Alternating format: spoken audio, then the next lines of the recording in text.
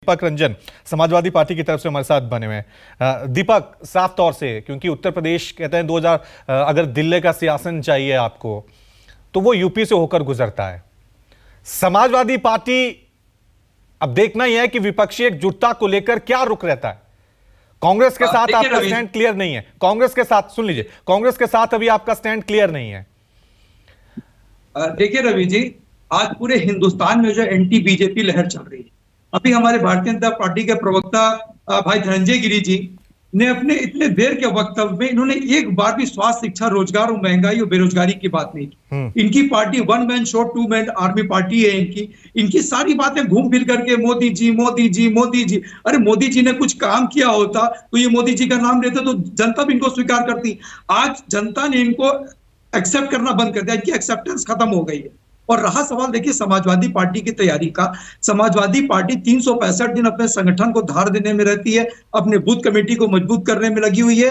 और इसी क्रम में हमारे समाजवादी पार्टी के राष्ट्रीय अध्यक्ष आदरणीय श्री अखिलेश यादव जी और पूरा राष्ट्रीय नेतृत्व जो है वो कई जगहों पे हमें अभी 2 जगहों पे हमारा प्रशिक्षण शिविर जो है वो कंडक्ट हो चुका है। इसी तरीके से 80 की 80 लोकसभा सीटों पर समाजवादी पार्टी प्रशिक्षण शिविर के माध्यम से लोगों को जागरूक करने का काम करेगी। और मीटिंग खत्म होने के बाद राष्ट्रीय अध्यक्ष जी जो है लोक जागरण यात्रा के माध्यम से लोगों को जागरूक करने का काम कर रहे हैं सामाजिक न्याय के लिए। और ये भारतीय जनता पार्टी के लोग ये जातीय जनगणना से क्यों पीछे हट रहे हैं? अगर जातीय जनगणना की आवाज समाजवादी पार्टी उठाती है तो इनको जातीय जनगणना कराने में इनको दिक्कत क्या हो रही है?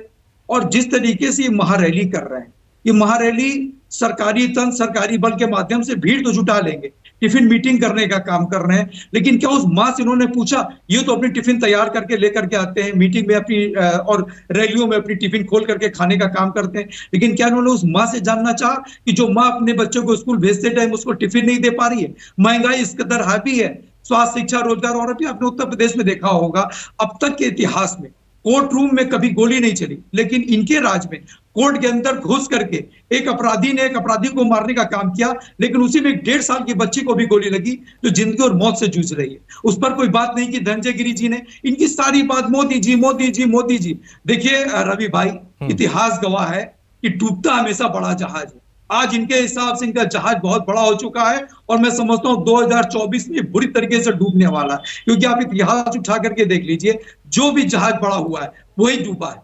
कभी स्टीमर, कभी नाव नहीं डूबता, वो पलटा जरूर है फिर सीधा हो गया। लेकिन यूपी का दीपक भाई, लेकिन जो यूपी का इतिहास है वो भी कह रहा है कि समाजवादी पार्टी किसी के भी साथ गठबंधन कर ले, कामयाबी नहीं मिली। समाजवादी पार्टी ने मायावती के साथ गठबंधन किया, क्या हुआ? मायावती को आप ऊपर ले आए, खुद आप नीचे हो गए। कांग्रेस के साथ आपने गठबंधन क्या किया? कुछ नहीं हुआ, सफाया वहां पे हो गया।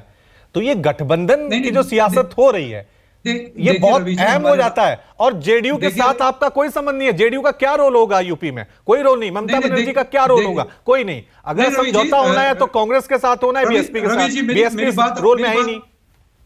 रवि जी मेरी बात आ जाने दी है। देखिए हमारे राष्ट्रीय अध्यक्ष आदरणीय अखिलेश यादव जी ने कहा कि सही है कि कांग्रेस पार्टी बहुत बड़ी पार्टी और बिना विपक्षी एकता जो है इनके बिना जो है वो अधूरी है। इनके बिना कांग्रेस पार्टी के बिना इनकी कई राज्यों में इनकी सरकार है। लेकिन समाजवादी पार्टी के राष्ट्रीय अध्यक्ष जी ने एक फॉर्मूला निकाला और उन्होंने कहा कि कांग्रेस पार्टी को अपना बड़ा दिल दिखाते हुए जो क्षेत्रीय पार्टी है या जो पार्टी अपने प्रदेश में मजबूत है उसको आगे करके कांग्रेस को चुनाव लड़ना चाहिए। यहाँ पर उत्तर प्रदेश में समाजवादी पार्टी भारतीय जनता पार्टी के कांग्रेस बड़ा दिल दिखाएगी।